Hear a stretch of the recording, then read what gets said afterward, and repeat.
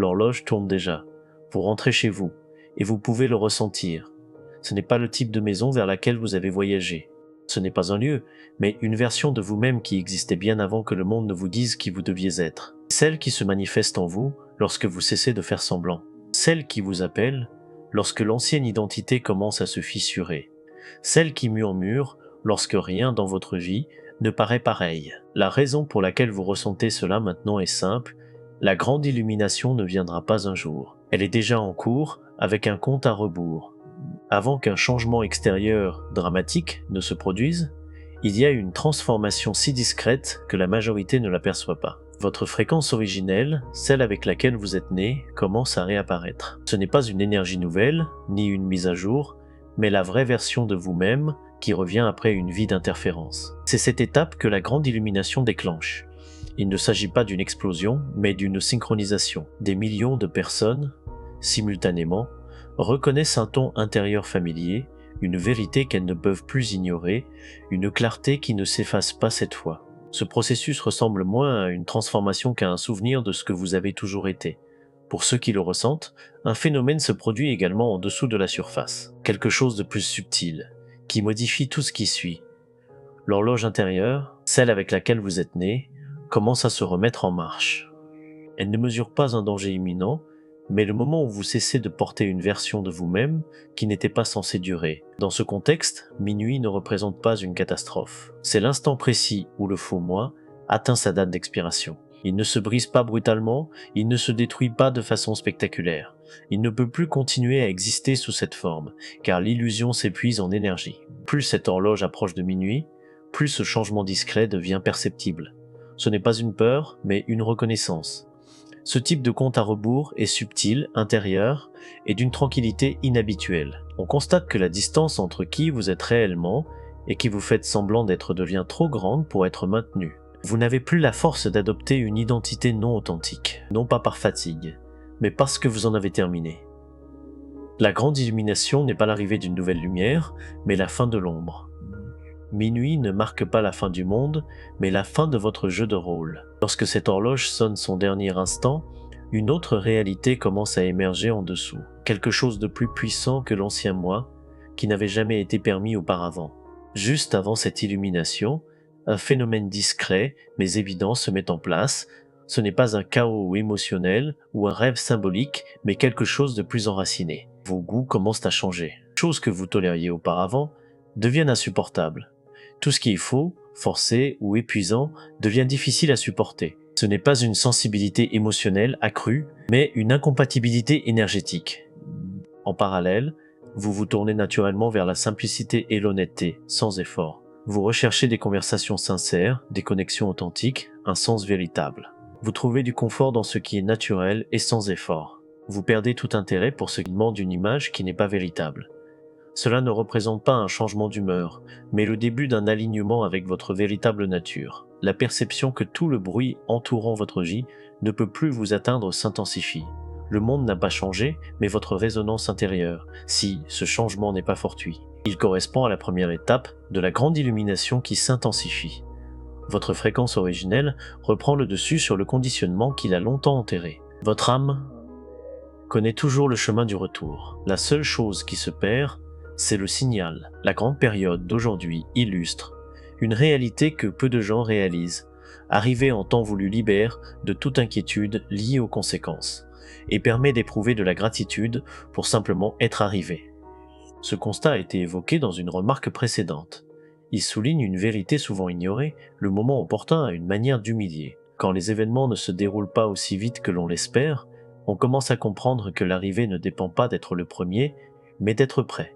Une fois que cela est réalisé, la frustration liée au retard se transforme en soulagement et en perspective. La gratitude survient toujours après l'achèvement. Pendant des années, l'humanité a vécu dans une sorte d'inspiration inconsciente, une respiration longue, tendue, silencieuse, que personne ne remarquait. Les individus ont absorbé une pression constante, provenant d'attentes non exprimées, de bruits culturels, d'instincts de survie, d'armures émotionnelles, du message permanent qu'il faut être quelque chose ou défendre une identité. Cette tension ne se limitait pas au stress, elle représentait une posture collective, un balancier de défense. Quand on demeure dans cet état pendant longtemps, on oublie qu'on le fait. On croit que cette tension est notre cadre naturel. La grande illumination représente l'opposé. Elle marque le point où l'humanité commence enfin à exhaler. Pas parce qu'un miracle arrive du ciel, parce qu'un moment arrive où l'âme refuse d'inspirer une énergie plus lourde. Les gens commencent à lâcher du poids qu'ils ne savaient même pas porter, des attentes qui ne leur appartenaient pas, des croyances qui ne leur correspondaient pas, des mécanismes d'autoprotection hérités de générations qui retenaient leur souffle. C'est pour cela que beaucoup ressentent ces changements subtils mais perceptibles, une sensation de décompression intérieure, un soulagement qui ne dépend pas d'un changement extérieur, mais de la prise de conscience qu'on n'a plus besoin de porter ce qui nous épuisait. La grande illumination ne force pas le changement, elle crée les conditions où lâcher l'ancien soi devient inévitable. Elle correspond au moment où les poumons émotionnels du monde se détendent après des siècles de contraction. La raison pour laquelle cette expiration semble si différente, c'est qu'elle est collective tout en étant synchronisée. Lorsqu'un nombre suffisant de personnes lâchent prise, cela crée une onde de répercussion que d'autres suivent inconsciemment. C'est un soulagement qui se répand comme une chaleur diffuse. C'est pourquoi des personnes se sentent soudain plus légères, sans raison apparente, comme si elles sortaient d'un rôle. Elles oublient qu'elles jouaient. Ce n'est pas une forme d'évasion, mais un retour à la forme originelle. La grande illumination n'est pas un réveil global, mais la mémoire collective de comment respirer. Lorsqu'elle débute, quelque chose de plus profond se produit en chacun, révélant ce que signifie réellement rentrer chez soi. Une des idées fausses sur l'éveil concerne la croyance qu'on monte vers une version supérieure de soi-même.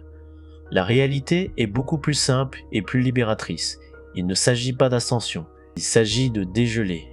La vie conditionne les êtres humains à une contraction émotionnelle dès qu'ils commencent à s'adapter au monde. Chaque déception, chaque moment de honte, chaque fois où l'on doit cacher ses pensées ou réduire son vrai moi, crée une couche de gel intérieur. Avec le temps, ces couches deviennent des habitudes, des réactions ou des identités qui semblent permanentes mais qui n'ont jamais été naturelles. Rentrer chez soi n'est pas une élévation, mais un dégel progressif. C'est la libération douce de tout ce qui s'est resserré pour soi.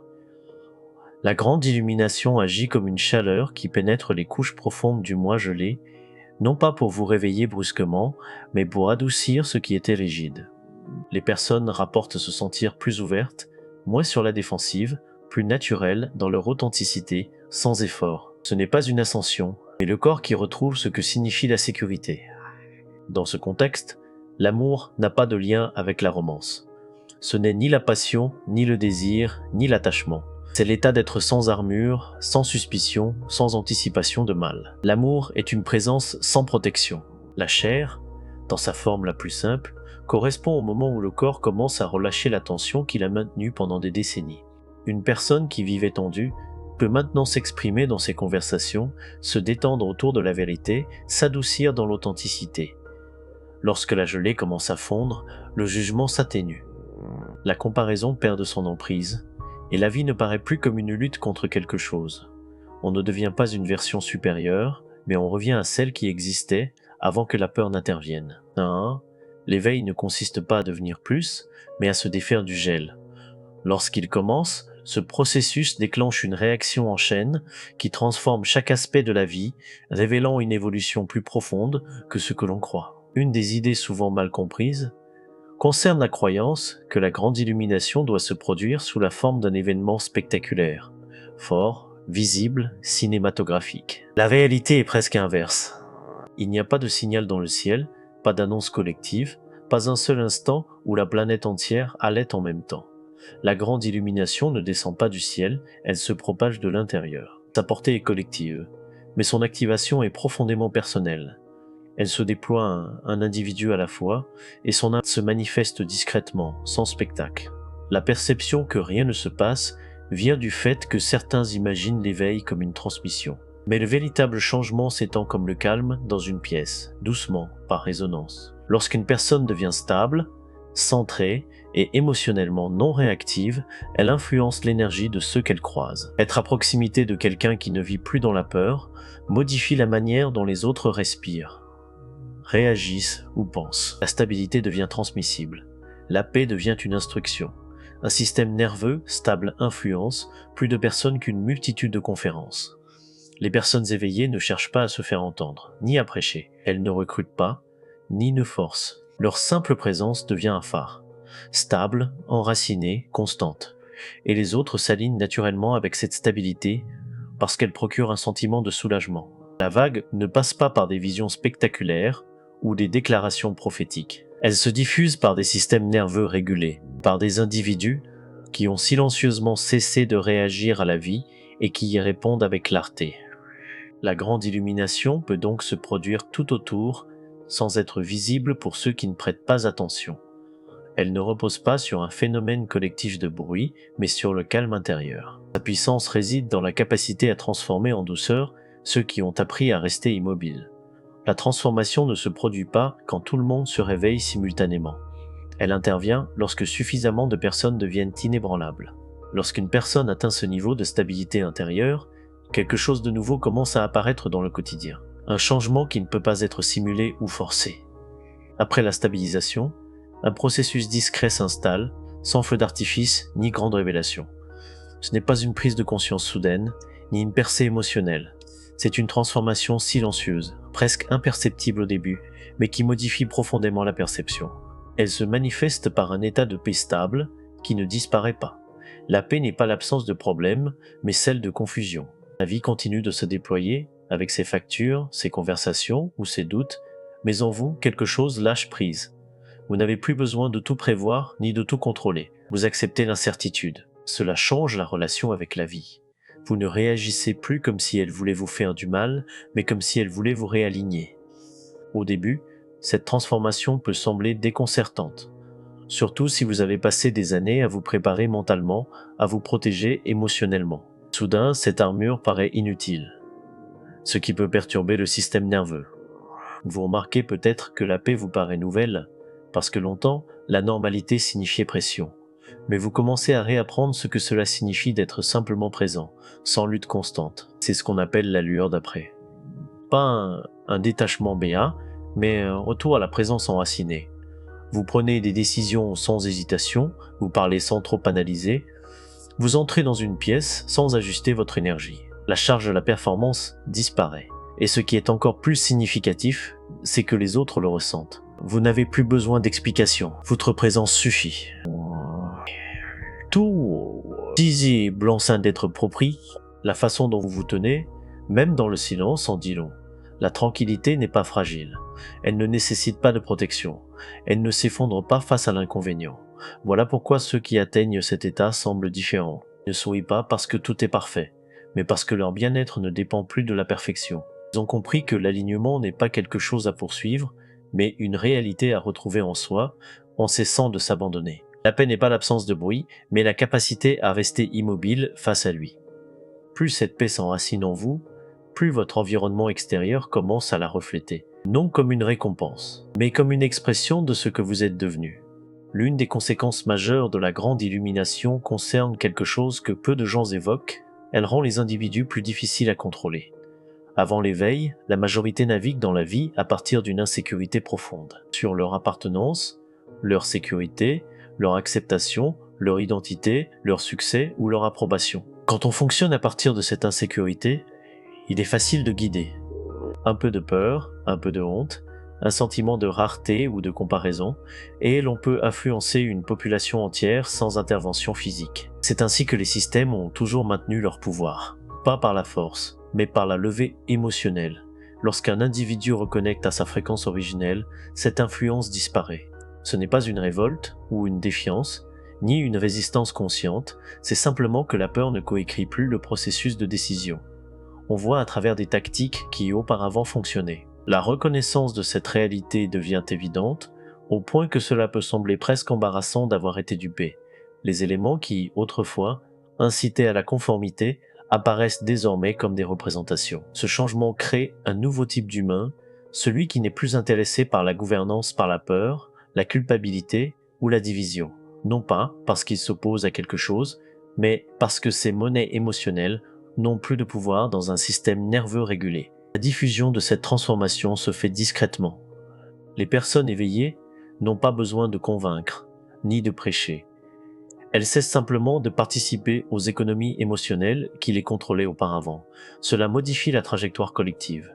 Le discernement s'affine. La différence entre information et manipulation, inspiration et coercition, amour et obligation devient plus claire. La grande illumination renforce cette capacité, non pas par la connaissance, mais par la résonance.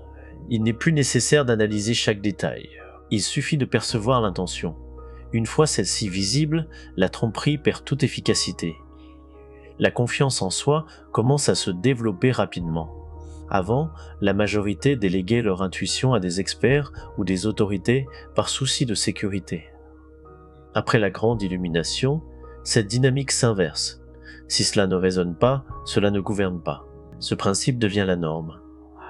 Non pas comme un slogan, mais comme une expérience vécue. Pas le courage spectaculaire ou héroïque, mais celui qui consiste à se tenir dans sa perception sans besoin de validation. Quand on cesse de craindre le rejet, la manipulation perd son dernier levier. Il devient impossible d'être acheté par le sentiment d'appartenance quand l'on appartient déjà à soi-même. L'éveil ne rend pas plus difficile à contrôler parce qu'on lutte. Il rend plus difficile à contrôler parce qu'on voit. Ce type d'autonomie est ce qui rend la grande transformation si déstabilisante pour les anciens systèmes et si libératrice pour les individus. Pendant longtemps, l'idée de rentrer chez soi était associée à une forme de nostalgie. La croyance que le monde était trop chaotique, trop dense, trop séparé pour quelqu'un qui se sentait éveillé spirituellement. La notion voulait qu'on vienne d'un autre endroit, d'un autre royaume, et qu'on soit ici pour endurer la terre, jusqu'à ce qu'on puisse partir à nouveau. Mais cette vision n'était vraie que lorsque la majorité vivait encore dans la séparation et la peur. La grande illumination ne confirme pas cette idée d'évasion, elle la dissout. La majorité des gens n'ont jamais vraiment été ici, pas complètement. Ils ont vécu par fragments. Une partie d'eux restait dans le passé, une autre cherchant à prévoir l'avenir, une autre jouant un rôle pour obtenir l'acceptation. Présents dans leur corps, absents dans leur esprit, toujours en retenue, en défense, en préparation du prochain impact. Lorsque ces couches de prétense tombent, les masques, les rôles, les réactions automatiques, ils ne s'éloignent pas. Ils s'alignent avec la réalité qu'ils étaient destinés à vivre. Entièrement incarnés, pleinement éveillés, totalement présents, ce n'est pas un état mystique ou inaccessible. C'est une expérience silencieuse, stable, profondément enracinée. La texture de la vie se retrouve, le temps ralentit, la nature semble répondre à la conscience, et chaque petit moment devient sacré. La vie n'est plus vécue dans la précipitation, comme si quelque chose de plus important était toujours à l'horizon. Non est ici. Si vous êtes encore là, connecté, merci. Vous n'avez pas eu besoin de rester, mais quelque chose en vous a voulu. Peut-être que ce n'était pas seulement de l'information, mais une confirmation. Le changement que vous ressentez en silence est réel. Laissez passer le bruit. Laissez le doute en fond sonore. Restez proche de ce qui semble vrai dans votre corps. Pas la chose la plus forte, mais la plus enracinée. Et souvenez-vous, rentrer chez soi n'est pas une question de distance. C'est une question de reconnaissance. Si cela a résonné, il est possible que vous soyez déjà arrivé.